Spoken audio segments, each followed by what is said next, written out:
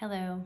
All right, so I just finished a science lesson in our energy unit with the kids, and I am today years old with learning some of the concepts that we discovered and talked about today.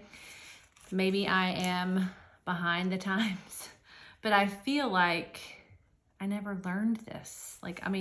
We all were just like multiple times today. So in that, I knew I needed to record something and share with you. So today we talked about light and color as it relates to energy and wavelengths and all of those things. Our visible spectrum, I'm going to read to you from one of our books. Visible spectrum is made up of the light that we see all around us, and scientists call this white light.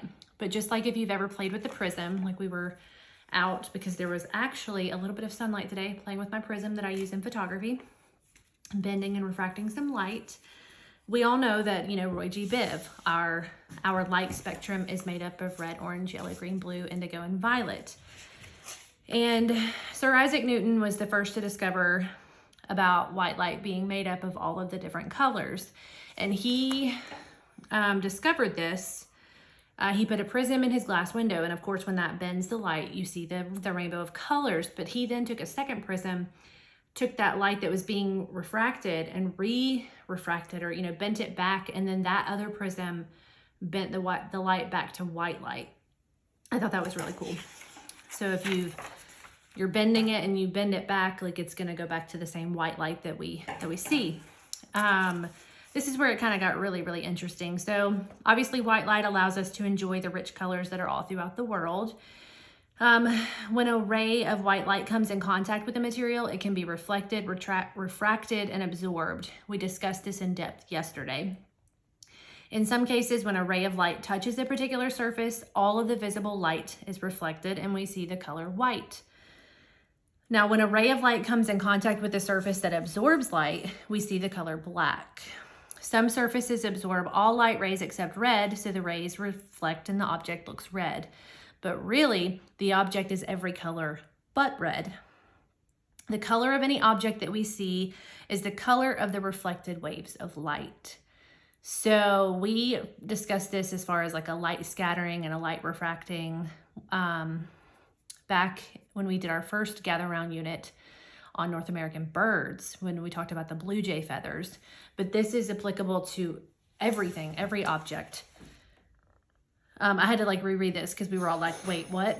So really the object is every color but the color that you see, because all of the other colors of the spectrum are absorbed. And then that color that you see is what is reflected. And it's not absorbed. I was 8 years old. And then obviously all of our lights, visible light spectrum, the colors have different wavelengths that are in various lengths. The wavelength is how it's measured, and then the spectrum of that.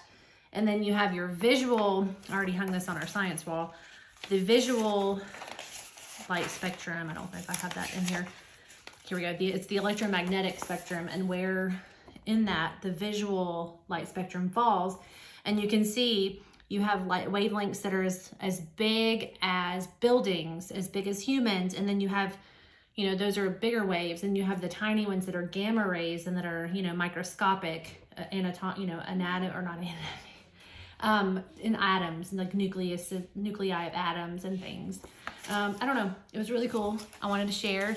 I might have rambled a little bit, but in our science study today, super cool. Then we also went and talked about of all the colors of the light spectrum, that the 3 of them are the primary colors, red, green, and blue. And did you know when you mix all of those together in the center, you're gonna get white light?